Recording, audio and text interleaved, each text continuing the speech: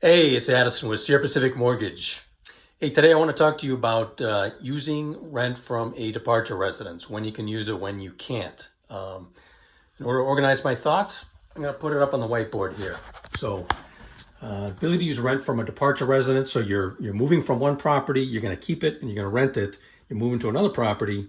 Can you use rent from that property to help either offset or actually improve your ratios?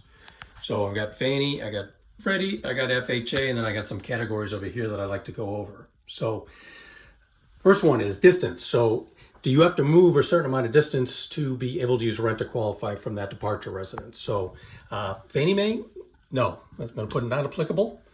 Freddie Mac, not applicable. You can move right next door potentially. FHA, big deal. You got to move 100 miles to be enabled in order to be able to use rent to qualify. That's M for miles, not 100 million. Let's see, let's talk about equity. So do you need to show that the property you're leaving has a certain amount of equity in order to use rent to qualify? So Fannie and Freddie, let's put not applicable. FHA, big deal here. Because you don't have any history of getting rent from that unit, you do need to get an appraisal and verify 25% equity in that property.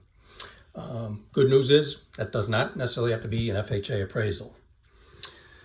All right, let's talk about housing expense. The only reason I have this here, this is relatively new with Fannie and Freddie, that applies more to buying investment property, in that you need to have housing expense, current housing expense, in order to use rent to qualify. So we meet that by definition because we've got a departure residence, so you obviously had housing expense.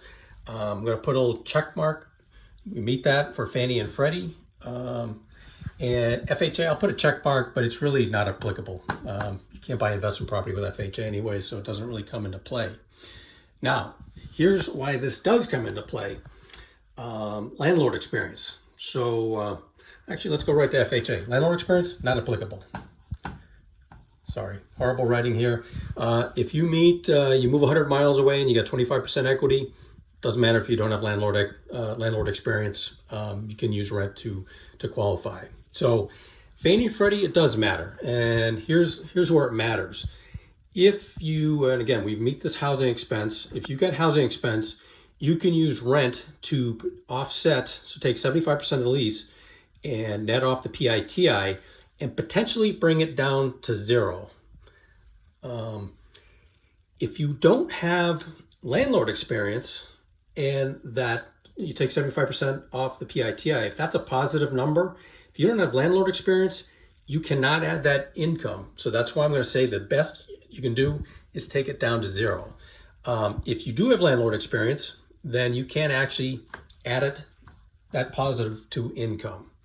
So I don't think this is really going to apply much for a single family.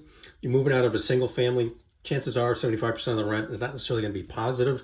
But let's say you're moving from a two family to whatever. Presumably you own that for a year and you have somebody renting the other unit for a year. So you're hitting that landlord experience in that case, and plus you got two units now to net off the PITI. In that case, if that's a positive amount, you can add that back to income. So, hey, I'm here to help you close more loans. So anything I can do to help, please reach out.